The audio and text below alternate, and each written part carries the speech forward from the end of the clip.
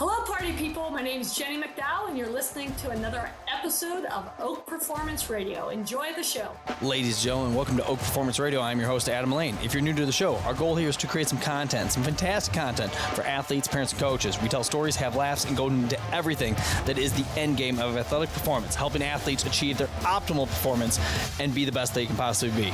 Enjoy the show. Ladies and gentlemen, welcome back to another episode of Oak Performance Radio. I'm your host, Adam Lane. With me today, from beautiful Florida. We think it's beautiful. We're hoping it's beautiful. Coach Jenny. It's beautiful. It's beautiful. It's beautiful. Even 2 hurricanes later, it's still beautiful. You're still hanging on.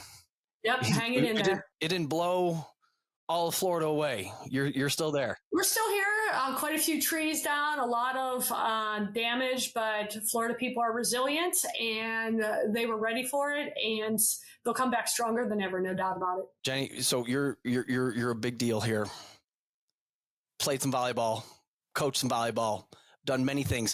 For the tens of people that listen to the show that might not know who you are and why you're such a big deal, tell these people who you are and why you're such a big deal. I'm certainly not a big deal, but I'm really happy to be here with you guys. But, I grew up in Pittsburgh, Pennsylvania. I was recruited to play volleyball at the University of Georgia, was really a dream come true. Got my business degree and my MBA, thought I was going into the corporate world, and found out very quickly from Jim Imes, who's a great mentor in my life. He was with the national team back in the 80s and took over at Georgia. And he said, "No, you're born to be a coach." And I kept saying, no. And he kept talking me into it. And 8 years later, I had the time of my life as the assistant at my alma mater. And then a job opened up at Emory, and everybody thought I was crazy to go from a Division I Power 5 to a Division III. But I just felt like, man, this place could be so unique and so different. And it could be the Division I in the Division III world. And so I kind of had this dream of what I felt like it could be. And then I stayed there for 27 years, which is insane because it felt like it was 5 years. And it was, again, a dream come true. I tell people every time I parked the car and walked into the building, I felt so grateful. I was like, gosh, this is the best, and never felt like for one day I ever had a job. But at the end of my career, towards the end of my career, I thought, maybe a new person, maybe a younger person could come in here and have an opportunity to take over. And Bree Jones, who's there now, was my assistant, and was the perfect choice. And then the opportunity at League One volleyball opened up, and I always loved doing coaching clinics. Like, it was like a passion of mine outside coaching my team. And Caitlin Gow from League One volleyball called and said, "Hey, would you be interested?" And I wasn't sure. And then she called me back a week later, said, "Hey, I want you to do this with somebody." And I was like, "Who is that somebody?" And she's like, "Courtney Thompson." And I'm like, "You had me at Courtney. You didn't even have to say Thompson, right?" And so we've been at it together for 2 years and just having the time of my life. And together we're developing coaches within our clubs of love. And it's a pretty special opportunity. Thankful to have it. Yeah, that's fantastic. Well, and then on our end of things, not to go too deep in this direction, we were just talking before we hit record, kids and club sports. And I have 2 boys, and we've wrestled and soccer and football and we've had some awesome coaches, and we've had some less than awesome coaches. And I feel bad for coaches because there's no one really teaches you how to coach. Like, there's not just read this book and it will tell you, there's not. I think I took a class, like a 1-credit class in college for like coaching something. And it was really a blow off class. There was not it's just like, bring a lot of passion and which is good. You need passion. Bring excitement. You need excitement. All those things. But for League One to actually, put you guys ahead and leading the charge with helping develop these coaches, because it's not like, again, before we hit record, I'm a much different coach right now at the age of 45 than I was at the age of 25, than I was at the age of 35. And ideally I get better with age here. But no, what are you seeing with coaches? Because I think being a coach in 2024 is insanely hard. Parents, God love them, are amazing, but then also can be major headaches in the same breath. and then kids, it's a really hard, weird time to be a kid. Like when I played, when I played football, like no, nobody was recording me and did it. We would watch the film, the following day and stuff like that. But it's not like every single play my mom had her phone out recording me and did it, and I would watch it when I got home. Like, no, it was just you played football, you were done. Yeah, we were talking about that right before we got on here, and when I was growing up, I was playing 4 sports, and people would ask me my favorite sport, and it would be like whichever one's in season, and so, I developed, I think, as a complete athlete, different opportunities from volleyball to basketball to track to softball. It was just year round, and you loved it. And I think you were developing the whole body too. There's so much pressure on kids right now, from, social media and comparing themselves, and the internet, which is just insane. And then parents feeling the pressure. They want their kids to play in college. Well, we have to focus on one sport at age 8. I think we're doing such a disservice to kids in that respect. And then, when I used to host camps, my goal for the camps, and I would tell our staff this, we want kids to fall in love with volleyball. Now, in a coach development role with Courtney, I want coaches to fall in love with coaching. But there's so many difficult things they're dealing with. And I think as our sports are growing, it's hard to keep up with the numbers with quality coaches too. And that's why I'm so thankful to Love that they're committing to developing our coaches. That is a priority for Love. I mean, we have over 3,000 volleyball coaches under the Love umbrella. And Courtney and I go like, how do we do this? This is daunting, but we have to create mentor programs for coaches, which we've done. We're creating like community groups within small groups so people can learn from each other. Coaches can learn from each other. We're trying desperately to train our coach of coaches so they then can take back what they're learning to their coaches at the club. There has to be a trickle down. We can't reach 3,000 coaches, but we have to reach enough in a positive way for that to be shared with their coaches. But I always say it, coaches changed my life. I shared this on a podcast I did with Courtney last week. I mean, the morning my father passes away, my track coach shows up at the door to take me skiing just to be with me. I was a very poor loser and a very competitive person, and I'm not a great teammate, but I had a high school coach and her husband, Ellen and Timmy Toy, that, literally helped my single mom raise me and teach me, how to be a leader and how to be a teammate. We need coaches to dive in like that. And it's more difficult because they're scrutinized with everything. And hopefully Courtney and I can have a small impact on a number of coaches that then shares it as much as they can. But, I heard this quote from Billy Graham, coaches touch more kids' lives in a small period than oftentimes anybody else does it for the rest of their lives. And I think about that all the time, the impact coaches have. So please, coaches, don't give up. We need you. Yeah, no, I love that whole thing. Same thing. It's funny how I can think back to the coaches that I had, some insanely inspirational, and I would go to war for them, and others where I'm like, but it's interesting how through, again, with us being in the strength and conditioning world and then working with these different sports and then being able to have these real conversations with the kids, because I'm not like, if a kid tells me something, I'm not going to go run to the coach and be like, hey, Maddie's upset about it, whatever. It just, we end up being a sounding board, often. But it's interesting to hear the kids, and I'm talking all sports here, that hey, they played club softball forever and then they stopped. And, it comes down to, well, why? Well, you get through all the BS responses. Oh, I was just tired. Oh, I want to focus on my academic. It was come down to my coach didn't appreciate me. I thought I was working really hard, and they did this, they did this, they did this. They didn't communicate. I'm amazed at the college level. We'll have kids come back, and you have 2 or 3 coaches for 15 kids, and kids are confused because coaches aren't communicating. And I'm like, how do you?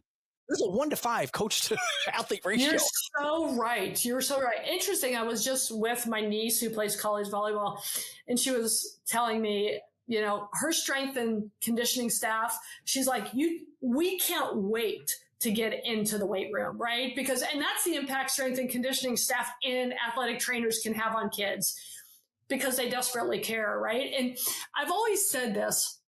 You might not be great at X and O's, but you can learn, but you can care for kids, and you will be a great coach because of that.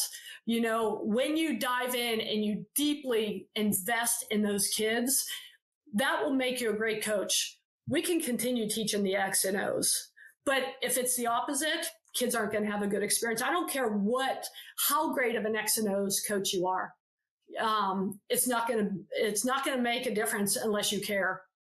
And I want all coaches to know that, because I think a lot of coaches just aren't confident in the XOs, the training, the skill development. You'll get there, just dive in, you'll get there. But it's the other parts and how you make kids feel and how you care about them that will change lives. It's amazing how you can say one little thing. I said, gosh, what did I say? I said something dumb last year in front of I was talking about how important we feel that rest, recovery, sleep, nutrition, all this stuff is. And I made a joke about, I know you guys all take 14 different AP classes, but sometimes you just have to close the books and go to bed. But my tone was off. My tone was stop doing all the stupid crap that you've worked so hard for. And the looks on the kids' faces were I'm like, oh no, I did not want Adam, they hear every word. They hear every single word. And, I've had to ask for forgiveness at times from my players and go, you guys, that was a really bad day. And the way I said that, but I think if we're authentic and we don't think we know everything and we don't act like we don't make mistakes, that's when no trust is built.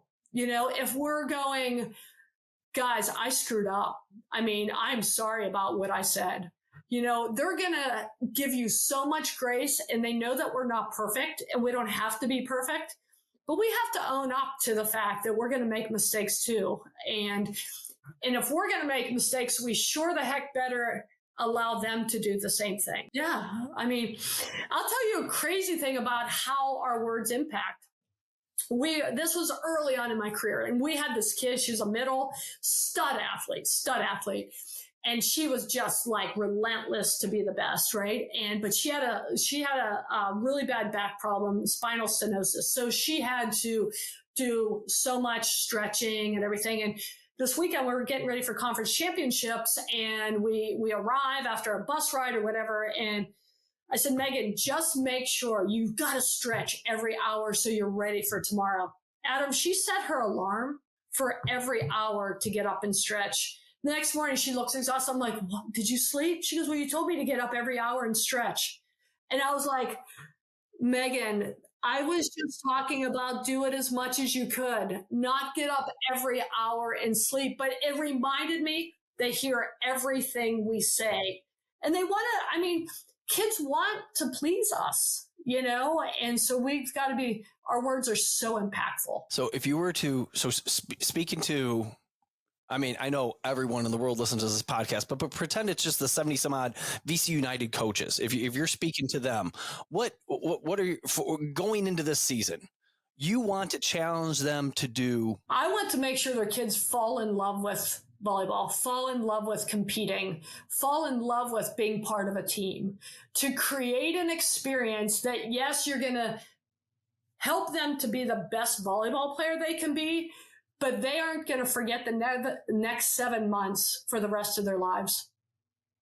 To bring joy into the gym every day. It doesn't mean we don't hold kids to a high standard. It doesn't mean that we don't push them, because my practices were tough. They were exhausting. They were tough. We held kids to a high standard, but I wanted to make sure I brought fun and joy into the gym every day. I mean, I wanted our kids to be exhausted at the end of practice, but also have a smile on their face, going, that was fun.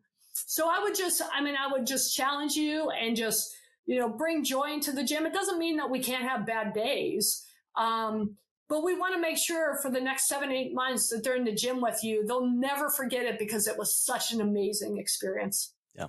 Any tricks to get that to happen? Some days we don't feel like walking into the gym. Some days we're tired and we don't feel like it. But just remember, every chance we get to walk into the gym is an opportunity to change a life. And even those days we're tired and we don't feel like it, there may be a kid on your team that had a worse day off than you did. And that's an opportunity that sometimes we'll never get back. I don't know that's a trick. I just remind myself all the time, like, I'll never get these 2 hours back with these kids ever. And how can I impact their lives? Even when I'm tired and I don't feel like walking into the gym and it's been a bad day, make it a great day. Well, it's funny too, when you bring so many kids together and on a team, or even more so like during our practice times where we have, all of our high school elite practicing together, which is 140 kids or whatever in the same gym, being led by, Peter or Eric or whoever. Just think somebody there had a worse day than you did. Like there's some things going on there. Exactly. Yeah, exactly. Geez. What, so I love the Division III sport world. So when I coached basketball and we we helped some kids get recruited and stuff like that. And then flip that when my wife and I got married, we were going to do a destination wedding, and then we realized what that cost, and we're like, no, we're not doing it. No. But if you drive to the west side of the state of Michigan, the east side of Lake Michigan, beautiful sandy beaches. So we rented a little Airbnb right on the on the lake there. We got married on a Thursday, and if it rained, we were going to get married on a Friday. So like it just worked out really, really well. And it was right by Hope College. And so when we went out to scout the area, and my wife did a lot of the work, and maybe I don't remember all of it, but it was good. I know.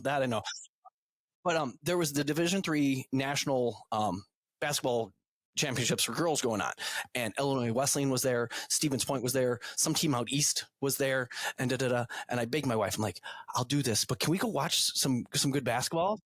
Because it was like one of my kids had gotten recruited to Wesleyan, didn't work out, but she looked there. I'm like, because I love the team, and we went and watched them play, and we watched some of the best team sport I've ever seen. There was nobody there was 6'5". Nobody there was Caitlin Clark shooting from logos. Like it was normal people. If you saw them walking down Hope College campus, you'd be like, oh, that's a regular kid. But they were out there, and their bench was in tune. I mean, their communication, their defense with their like everybody was. It was some of the best, most exciting team sport I've ever seen in my entire life. And it was so much fun. Because again, you don't have this like Division I thing where it's like, oh, just set Molly, or, hey, give the ball to LeBron, and he'll hit the last second shot. Like it was everyone working together to get it done. And I love Division III sport, because I feel like you have athletes that have to want it. Yeah, for sure. You know what? When I played at the University of Georgia, right? Played Power 5, stayed coaching at the University of Georgia for 8 years, and it was amazing being at my alma mater. And then the Emory job opened up, right? And I'm telling you, Adam, my Division I friends thought I was crazy. They're like, why would you go from a Power 5 University of Georgia to Emory University? Like, and I saw that same thing that you saw when you were at Hope. Like, I saw this is something special. This could be a place where we kind of, in our recruiting, would call it a destination university, that, you could get a top 10, top 15 education and play at a high level of volleyball. Right. And then, we we thankfully, with a lot of great assistance, created a really cool program to where we were getting state player of the years. I mean, fortunately, we won some national championships, and we were very much, if you looked at our team, it was very much a Division I level team, just a little bit physically smaller, exactly like you said. We're not 6'4", 6'5" across the net. We're 6', 6'1" across the net. But we're playing the same level of high volleyball. I mean, spring we would play Division I teams and beat them quite often, and they wouldn't play us in the fall, but we could beat them in the spring. But it is a place, the Division III is a place where people can just have that whole experience, because our kids could go do internships during the summer. They didn't have to stick around. They could, jump into the labs or volunteer at the hospitals. And, those same Division I friends that told me I was crazy, 25 years later, they're like, you were the smartest one out of us all. Like, why did we not have that vision? And I'm telling you, Division III is a really special place for a lot of student athletes. So I appreciate you saying that. Well, I mean, you don't have to like fight with the whole scholarship things and how that thing works. And now the whole, oh gosh. NIL. Thank you. That's where I was going. I got you covered. I can't even wrap my head around it, to be honest with you. That there's always been a little part of me that like, oh, maybe I would want to coach college. Now I have no interest. That's tough. There's a lot of great coaches getting out of it because of the NIL. Look at the Virginia men's basketball coach. I mean, one of the best coaches in the world, in the country, and did it for all the right reasons and did it the right way and stepped down at 54 or whatever he is. That's crazy. That's insane. One would argue he has lots of good years left, but I totally get it. That's where I think the D3 thing is so interesting. And really around us, between Wisconsin has what is it? The WWIC, I think. Oh, they're so good. They play great volleyball. Hope and Calvin and Chicago, and there's a lot of incredible Division III programs right around you. Yeah, no, I think it's interesting with all the banners that we have hung and stuff like that. Some fantastic D1 schools. We've had more kids have less good experiences at those D1 schools, and we've had more kids thrive. And not, I did it or I played, but like I love it. Like Jade Kaufman, who played in our premier program, is down at Millikan, and she loves it. I was going to say they're having a heck of a year this year too down there, but you're right. And, and I would fight that a lot in the recruiting when I was recruiting at Emory, because I want to go Division I. And I was like, we beat 70% of the Division I schools, like you didn't want to disregard the great Division I schools, but you had to, introduce them to what great Division III volleyball looks like. And, Juniata right now, who's going on an incredible run, a small school in Pennsylvania with Heather Pavlik leading the way. I mean, I know last spring they played in some spring tournaments and they beat some high level Division I teams. And, it's the more we share that, but it's difficult because in the recruiting process, you see kids posting, I committed to Division I so-and-so. What does that matter? What does that matter? They wanted to post it and, it gets 200 likes and you had your moment, but now what are the next 4 years going to look like for you? Yeah. They say to the division before they actually say the school. They do. Yeah, it's true. It's really true. What's more important here? And we need parents and we need coaches to be able to, share what that Division III, Division II, NAIA experience is like, because those kids for 4 years, do you want your kids being happy or not? Not that there aren't some really wonderful Division I experiences with great coaches out there, and no doubt. But we just want people to know there's other options too. Absolutely. What are your, in all the conversations through the years with parents, what, if you were to bestow some wisdom, and I don't know if you can, but I would love for you to talk about all sports, because I have conversations this morning with one of our kids. He wants to run cross country in college, and he's a senior. And mom's, what's the best practice to get this? Like, you haven't been on this already, because the club does an amazing job starting super young, and these kids start to get ideas. And so, what are your ideas? What's best practice? What do you recommend? Hey, parents, if college is a thing, what is their role? Yeah, I think it's a great question. First of all, I want parents to know, don't play youth sports only to get to college. You want your kids playing sports to grow as young people, to understand team, understand work, understand being part of something bigger than themselves, and to have this wonderful experience that will make a positive impact on them going forward, right? I mean, that's why you play sports. And I don't want them to think it's only to get to college. College may be a great opportunity, but if you look at the percentages of kids that have the opportunity to play in college, it's very low, and so that can't be your reasoning. The other thing that's really eye-opening to me is when they say, why do kids give up sports? The highest percentage is that car ride home with their parents and what their parents say to them. I really like, Courtney always says this. She's like, she told her parents, you can ask me, did I work hard? Was I a good teammate? And did I have fun? Those were the 3 questions she allowed her parents to ask her. So I would tell parents, did you have fun? Were you a great teammate? And did you work hard? I mean, those are the questions that we should be asking our kids on the ride home.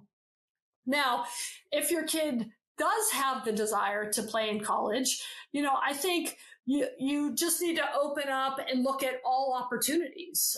I think you need to look at, what does the kid have an interest in major wise, not what you think the kid should major in. I had a lot of kids that entered Emory saying they were going to med school because their parents thought they should be doctors, that ended up, they couldn't get through chemistry 101, right? And ended up going into a different major. So look for the different opportunities about what your kids' passions are. What are their interests outside of sports? Is that business? Is that whatever that may be, so open up your mind for that.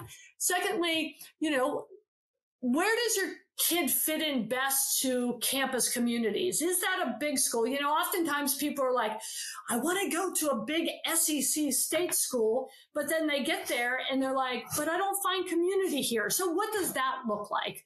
And then I think, they definitely need to look at what kind of culture they want for their kids as far as sports. Is it a Division I type, 12 months a year, 24/7 environment, or is it more to, a Division III to where they want, balance with the academics, with other opportunities and sports? Do they want the well-rounded experience? And I think you just need to be open-minded with your kids and ask them a lot of questions as to what they want, not what you want or what you think is best for them. I had to write down those 3 questions there, that because man, from the parent side of things, that's hard, because like you'll be driving home and we all watch Sports Center and there's the debrief, and the breakdown and the but the idea of, hey, were you a great teammate? How big of a deal that is, because that's one of the big skills that we want kids to get out of playing sport, working with people and that whole thing. Did you work hard? Again, another skill we want you to get out of the sport. And did you have fun? Which is a really nice, barometer on if they keep saying yes to that answer, they're going to probably continue to want to stay with that sport. If they start saying no more and more often, as a parent, you probably need to watch out and, just, try to, I don't want to save him before it's too late, but like, if before that burnout truly happens, and see where that goes. I had one of my alums from Emory, which is one of my favorite alums, but she has she has 4 boys, but 2 of them are pretty high level, right, in soccer. And she was calling me up and she said, you know what? I think he was 13 at the time. She said, he's beginning to not be standing at the door to get to practice anymore. he's beginning to say, hey, Mom, could I go see Johnny instead of going to practice a little early, right? She said she began to get little things that he wasn't having fun anymore, which I thought was so great as a parent, right?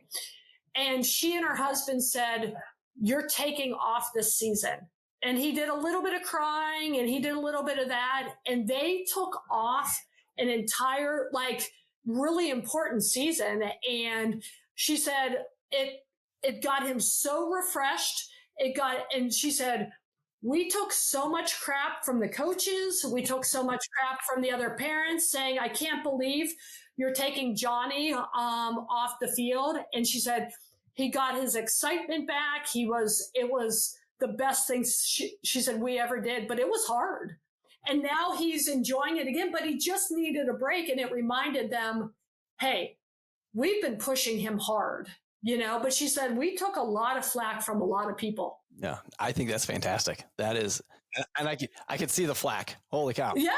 The coach and everybody was giving them, sorry, as we talk, I'm going to have to do this real quick. Oh, sorry about that, Adam. My dog's wanting out of sorry, this is on podcast, but my dog wants out of the room and he's going to bark. Hold on a second. That's good for your podcast. What kind of dog? Australian Labradoodle. See, he's looking at me right there. Oh, there you go. Hi, buddy. There he is. There he goes. Just left. That's good. So sorry about that on our podcast here. Oh, you're fine. You're fine. What where was my mind going with that? I find it interesting, and I don't know where this necessarily comes from. I know we have, I'm going to say, numerous kids who I feel like put pressure on themselves in which to constantly be in the gym.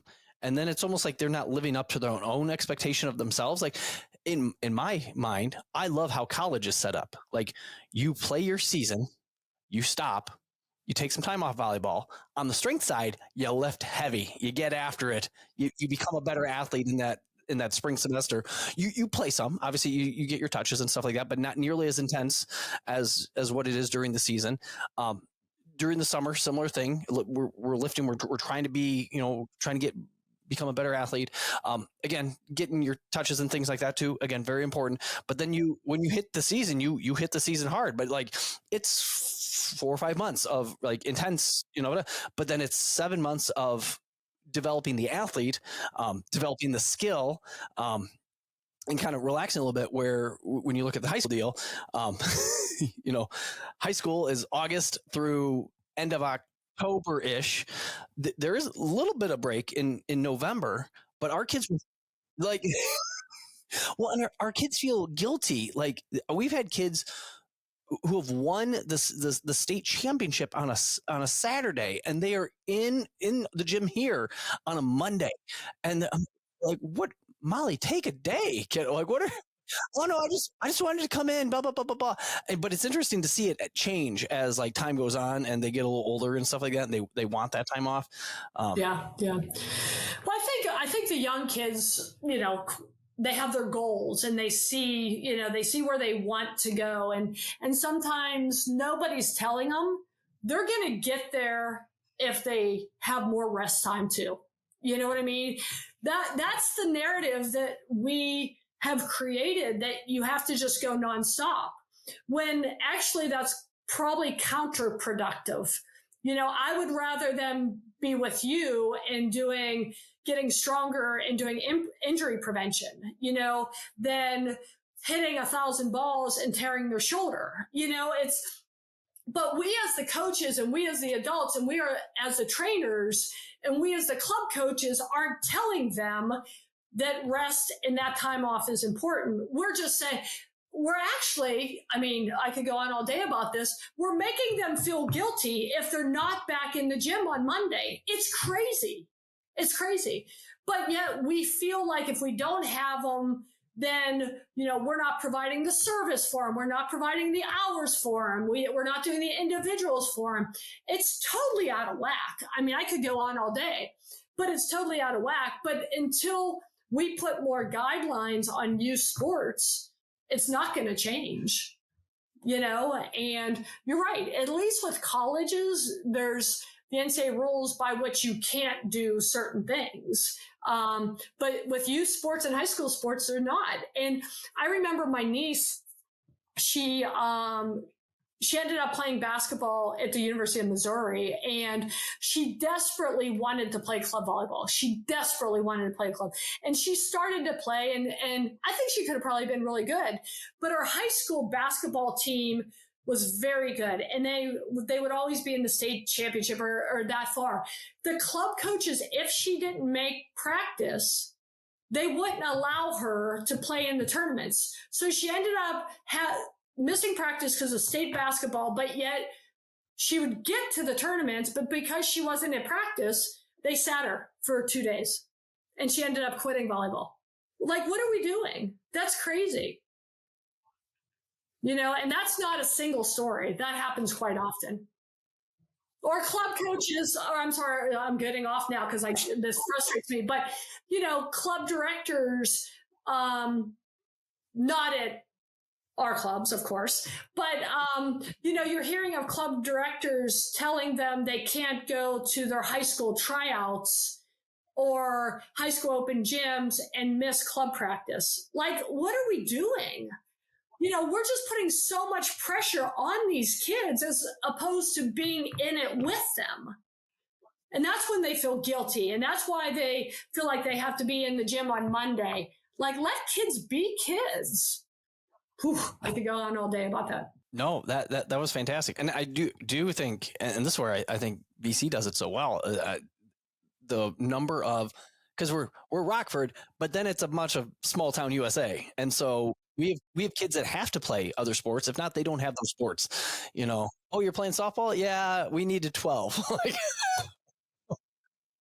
okay. But I think VC United does a great job with that. Because I know even when I'm talking to quite a few of their coaches, hey, we don't have this kid because she's at high school, whatever. But they're a very supportive environment of that. That's what we need to do. Exactly. Yeah, it's not easy. And I not that I see it from the other angle, but it's like, oh my gosh, you got to be careful too that you don't over and spread yourself too thin. And because I mean. To have kids run from track practice right into volleyball practice, and then they have a meet Friday night, but then they have a tournament Saturday, Sunday, and like let's try to go to bed at 9 o'clock. How about that? Right, exactly. And I always would tell my college kids, like, sleep is the most important thing your body needs. Like, I could go on all day, and we were to high academic institutions. So they're up till 2 or 3 in the morning, getting work done. And I'll be like, you guys, we're not being productive at 2 or 3 in the morning, and I mean, better than me as in strength and conditioning, but I think lack of sleep can really lead to injuries too. There have been many studies on that, and the injury rate that goes up, I want to say it goes up 170% if you get less than, it's either less than 5 or less than 6. I can't remember which one it was, but it's not that like, hey, if you're really like 25% less than what you should be getting. So it's not like I stayed up to 3 o'clock this one time. It's, hey, I'm doing it, consistently, and I'm just running on empty just a little bit. And then there's a little bit more stress, and then my mind floats away for a little bit, and I run a slide. I don't really think about how I land, and then boom, there goes my knee. And it's just, yeah. Yeah, it drives me crazy. But, I think when I was back in college, did I listen to anybody? Probably not. You know what I mean? Seriously. I mean, my coaches would say it, my strength coaches would say it, but did I listen? I'm a big sleeper, so I probably did. I always valued sleeping more than my academics, but I was at a place at Emory where academics was prioritized. So anyways.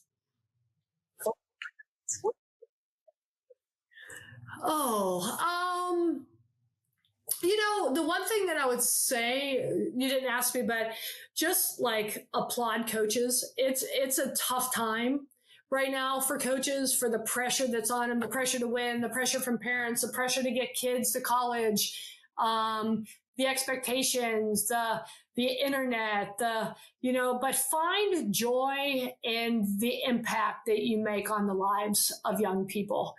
Like, I shared that, like, coaches have played such a huge, important part of my life. And, I may have said it at the beginning or off when we were talking, but, when my father passed away, my track coach showed up my door and took me skiing for the day. And I mean, now at my age, I'll never forget that day as long as I live, right? And, as a young high school kid, I was a bad teammate. I wasn't a good leader, but I had a high school coach and her husband that like took me under their wing and helped my mom raise me. Like, that's what coaches have done in my life. And I just want coaches to remember that's what they're doing in young lives. And not to forget that through all the difficult times. No, I find it interesting how different coaches will click with certain athletes. Like there are some kids that drive me bonkers, and but for some reason, Coach Katie has a great rapport with them. And so, like, okay, Katie, you're in charge of her. You pour into her. And again, it's just funny. Hey, Coach Kyle really gets along with these guys. I don't know what. Oh, they're all Winnebago people. Oh, okay, so, from the same area type thing. So they all like, oh, whatever. So I think it's interesting how depending on who you are and where you like.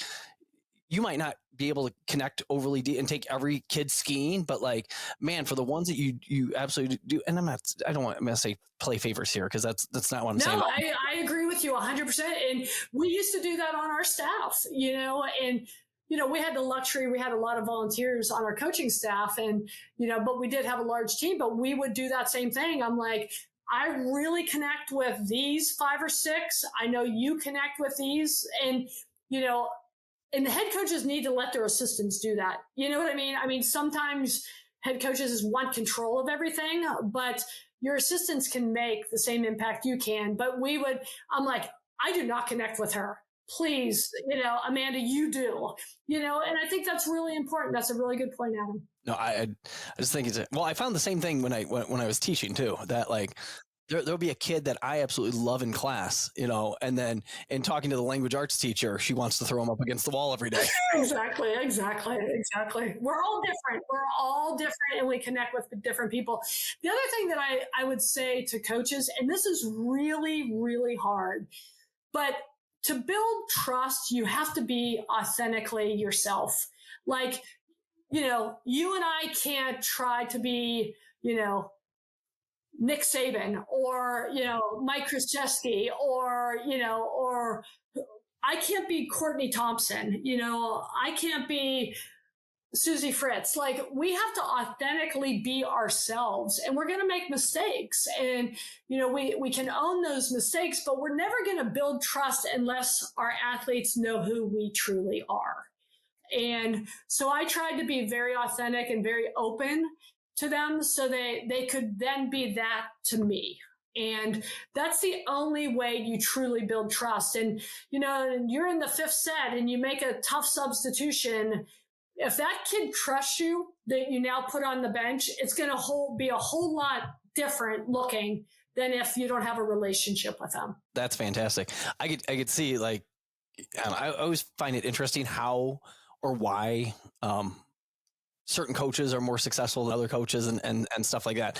And to look at you, obviously it's obvious that, to be as authentic as you are and you're so real with everything that you say and the passion that you have for the sport and just I guess a sport in general, like to be that authentic every single day. I mean, why would a kid not want to work hard? Why would they not want to play for you?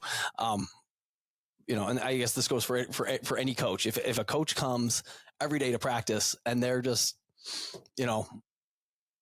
authentic. I'm trying to think of a better word. I can't think of a better word. Real. No, but I really appreciate that. I really do. And, I tried to be that. And I thank you for saying that. And, and it would start every day as we began practice. We would get in what we called our sacred circle, and we would have to share something about our day or something we were struggling with or a win.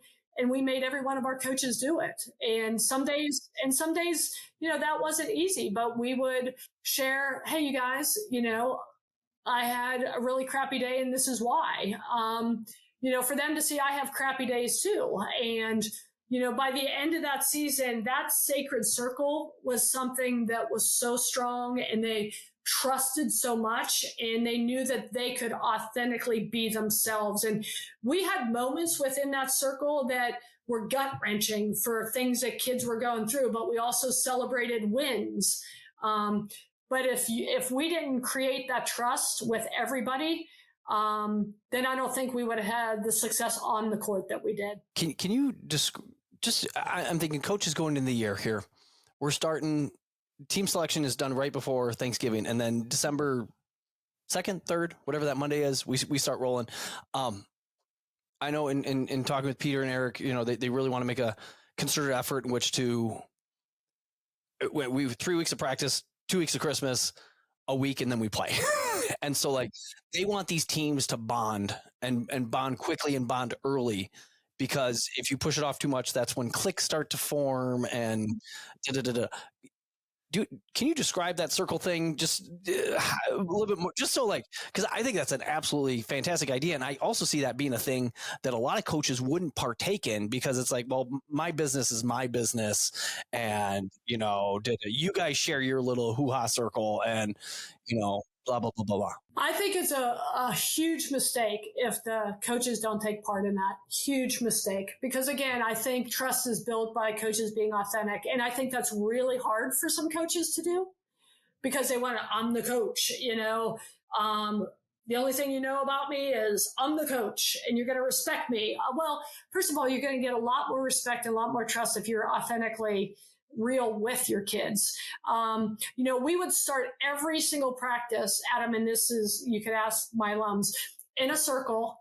And I would intentionally have some sort of exercise or talk or whatever. Oftentimes we started with a thank you circle, about what we were grateful that day. We would do a life-o-meter. It's funny because I've shared that with them, people started doing it. Like we'd make them raise their hands and they'd have to say where they were in life as we started the practice. One were at 9, one was at 3. You know what? Someone was at 3. We'd want to know why and how can we help, and it would be the first 10 minutes. And oftentimes, Adam, some of my assistants would be like, come on, we got to get going. And we end up doing that for 20 to 30 minutes. I didn't care because I thought that was more important than anything else that we did. Some of the younger assistants were like, we're going to miss some of our practice time. No, this is more important. So I would say to your coaches, that first 5 to 15 minutes creates a trust atmosphere, whether it's a thank you circle, whether it's a life-o-meter, whether it's the win of the day. There's so many things that you can put into that creates that sacred circle. And we always said, anything that's in the sacred circle can never go outside this. And if it did, let me just tell you, I took care of it very quickly. Very quickly. And it didn't happen very often. I think about that stuff all the time. I created it just because every single day I was committed to connecting our team. That was what I felt like I'm all about relationships and connectivity. Because I was just telling somebody, I was so excited. I got a picture from my 2018 team that won the national championship. And I'll tell you, and I don't say it because of that, but they were so connected. That's why we won, because they were so connected. But they all flew to Jamaica. Every single one of them flew to Jamaica and they spent the week together. Those things make me so happy, because I think our atmosphere created what's happening now. At each other's weddings, in weddings, this. Those lifelong friendships. One of the players lives in Amsterdam and she flew to Jamaica. It's that's what makes me happy. That's what I wanted to create. And thankfully, with the help of amazing assistants, but every day that was a priority for me. No, I love that. So I had Mitch Hall, who he's up in Madison, but he helps run the 3D Coaching Institute. And I forgot what the 3Ds are within the 3D, but there's the physical part of coaching where your platform should be like this. And then there's the mental side and more the psychological side, I think is how it works up. But he's got a ton of little tricks, if you will, like like your circle deal, talk about there's some research where physical touch helps. Gosh, I forgot. And so like he would, like, at the beginning of a wrestling practice, everybody, hey, you have to. There's 30 kids in the room. You gotta slap hands with all 30 kids. Ready, 3, 2, 1, go. And similar, same thing after practice. Good practice. Good. The grab and the half hug type thing going on and stuff like that. That's real. That's real. Research has showed it, and that's why another thing that we did was we talked about being givers, not takers. And the only thing you ever saw in our gym were high 10s. So it wasn't low 5s, it was high 10s, because physically speaking, you're giving to someone. So even when you watch the Emory team now, 2 years later, it's all high 10s. And it was the physical touch. And we did it with our players too. Like, the staff was involved. And I always felt like if you're looking for sort of a low 5, you're taking away, you're not giving. So I know it sounds crazy, but I've implemented this into some of our club gyms, and now you're like, everyone's given high 10s because of that physical touching. And people are like, my nephew, who's a basketball coach, he says this all the time. He's like, volleyball teams are crazy. Even when they're losing, they look like they're having fun because they're all touching each other. And I'm like, that's women's volleyball. Like, it's always this. And I laugh so hard. It's like, you can't even tell if they're winning or losing. And I'm like, they're always happy. They're always this. I'm like, volleyball's a great culture. It really is. Yeah. Now, who had the dot on the hand idea from the summer? Because maybe I thought either you or Courtney spoke when you guys came back. Was that okay? Because literally we had tryouts, whatever, the next week or something like that. And next thing I know, Eric brought all these Sharpies. Everybody has them dotted in there. You know what? Actually, I think that came from Shy City. I can't remember. Well, there was a club that we went to that every positive thing, they got a dot on their hand. That's right. And then Courtney brought that to VC. So Shy City was with us. I think they got the idea from you guys. Yeah, I can't remember where we got the idea, but Courtney brought it because she loved it. She thought it was great. Well, I think it's funny. It's not the passing and the hitting. It's these little things that, like, if you go to multiple tryouts, which a lot of kids end up doing, just to try to figure this out. And this one tryout, I got 12 dots on my hand because 12 different coaches noticed that I was busting my butt and really trying to, and these other ones, like, they just called me by number. Hey, number 162, good, you're next, Yeah.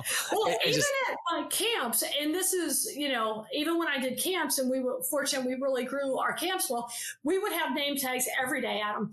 And I would tell our coaches, like, the kids forget they have the name tag on, but call them by their names. It's hard for you to remember 24 names, but look at their name tags and say, hey, Susie, hey, such and such. And half the time, Adam, they're like, how's she know my name? They're like, well, they forget they have a name tag on.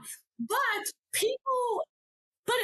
it creates connection. It creates care. It creates that I know that kid's name. And it's the same thing with the dots. It's, I think I said this earlier, but, as coaches, we can grow X and O's. We can grow as that offense defensive coach. We can create, we can grow teaching transition and become a great coach in that area. But if you care about your kids and you invest in them, they're going to consider you a great coach from day one because they need to know that you care about them. Did you do any other thing? Here's what's interesting to me. I find, like, the team building things that people do sometimes are great and other times are complete waste of time and there's nothing to it. The circle stuff, awesome, amazing. Dot on hand, awesome, amazing. Any other tricks for our coaches that are listening? You know what? There's a couple of things that I really, really like to do. Mid-season, when everybody seems to be on each other's nerves, we do what's called a thank you box. Okay, so I sit my team in a circle, and so I get these small boxes. You can buy them at Walmart or wherever. These small boxes you put together, and they're small, right? And every kid gets literally a card right here. And so we put Sherry's box in the middle, and everybody writes Sherry a note and puts it in her box. right? And then Jenny's box is in there. Everybody writes their note, and then Jenny has a box. And then we take 15 to 20 minutes, and they go in their own little corners and they read every note that was written to them by their teammates. It shows gratitude, gratefulness. It reconnects kids. If Adam's on my nerves, but I have to write a nice note to Adam, it makes me rethink about how I feel about Adam, and that's a great thing to do. When you feel like the team's getting clicky, losing connectedness a little bit. I think that's a pretty special one to do too, that I've enjoyed doing. Did you just think that up? Is that just? I just come up with, gratitude is something that is really a priority in my life. That I wake up every day just being grateful for, what I have. And, Courtney says this a lot. If we have a heart of gratitude, it will take our focus on what, we're unhappy about, or with it, it'll take our focus. And if I can help kids do that and help coaches do that, I think it can make a difference, but I was constantly thinking of things like that. Another one that I did that was really fun, because I always assumed we were going to be playing in the national championship, right? That's the way I would go into every season. But so I did something that was called a moment box, right? So it was a bigger box, right? And there was never any pressure, but if a kid had a really fun moment, and most of the time it wasn't volleyball related, right? If they had a really cool moment that happened throughout the season, they would write it down and they would put it in the moment box. It was a moment that was special to them. Then usually the night before we started the NCAA championship or the semifinals, we would take that box and we would go for an hour and we would read all the moments that happened throughout the year. And it was a really special time where we remembered how we got there. And it was, the pressure of winning the national championship was off them, and they were thinking about all the special moments they had during the season. So that was pretty fun. Holy cow. Jen, I think that's fantastic, because to be on a team of 10 kids, I just know with my son's soccer team of 14 kids or something, just a little bit more. And to be with each other for that long, for all the travel, a 7-month season, theirs was a little longer, kids can get on your nerves. You might like a teammate this week, but the next week they're driving you bonkers. Just little things like this. Boxes, that's the secret. More little boxes where you put things in. And I'm telling you, you can order them. I have them, I have 1,000 of them, because I go do this a lot. But here's a great one to this. I don't know how much time we're talking, but yeah, but this is a great one. And this really connects teams a lot. And they have to say, if you really knew me, you would know this about me. And so I'd have a team together and say, if you really knew me, you would know this about me. And it has people really share about themselves. And that can get pretty emotional, because, I did it not long ago for a college team. And by the end of it, Adam, the team was in tears. But it was a team that was really struggling to connect. And, we had a kid say, if you really knew me, you would know that I'm bulimic and struggling with this right now. Another kid, if you really knew me, you'd know my parents are in the middle of a divorce. And it was heavy, but the coach I was working with said, that has created a connectedness that we've never had before. So that's another one. Coaches, you have to be ready for that one, and it has to be a pretty mature team, but you could also make it fun. If you really knew me, you'd know I like to bake cookies, but it connects teams, and you could lead it towards that, a more fun, funny type thing. That's fantastic. I think it's interesting when again, going back to my teaching days and stuff like that, you'd have a kid that was driving you bonkers, you know, and like, holy cow, Bobby, I want to throw him out the window every single day. He doesn't pay attention. He doesn't do anything. He's always messing around, blah, blah, blah, blah, blah, blah, blah, blah, blah. And then you learn about Bobby's home life a little bit, and it completely changes how like, oh, I guess focusing on solving two-step equations is should not be that high of a priority for him right now because he's going through hell at home, you know, and just that I think I see similar things here, you know, a teammate driving you out, the coach driving, you know, crazy or something like that, to share something like that and be, oh, there's some perspective and now I understand. And yeah. Yeah. I used to always tell my staff, like, we don't know what our kids are walking in every day. Well, yeah. we hope to grow in that, but there's some skeletons in the closet that it's going to take us time to build trust for them to share something. And I mean, I remember early on in my career, it was like 3:00 in the morning. Whew, and I was driving the 15 passenger vans from who knows where. Right. And I had this one player sitting right next to me and everybody else was sleeping. And I see tears just streaming down her face. And I was like, what's up? She goes, I just want to let you know that this summer, she was a freshman this summer, my mom walked out on us and we've never seen her again.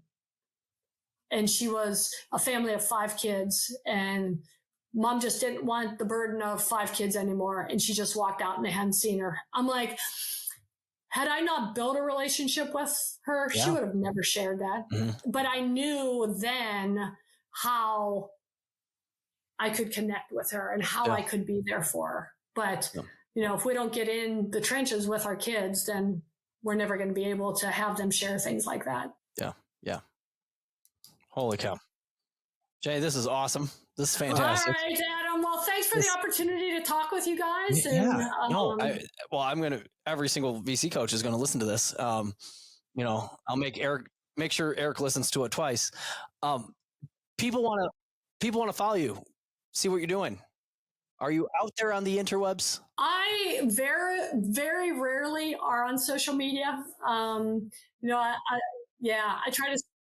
try to stay off it as much as I can. So, I think I have an Instagram account, but I have never posted anything and I don't go to it. You know, my biggest problem, I just go to ESPN and see what's happening in the sports world is pretty much all I do. And so I'm super conscious of not being on the internet very often. So. Good for you.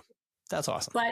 But if anybody ever wants to talk or call, I love VC United so much. And, you know, I'm connected to a lot of those guys. So if anybody has any questions, they can always reach out to me. They know where to find me for sure. Yes, absolutely. Absolutely. Well, Jenny, thank you so much. You bet. All right. Thank you. Really, really appreciate your time. Listeners, thanks for listening, and we will catch you on the next one. Ladies and gentlemen, thanks again for listening to another episode of Oak Performance Radio. Don't forget to check us out on the social at Oak Performance and online at www.oakstrength.com/Oak Performance. Thanks for listening, and we'll catch you next time.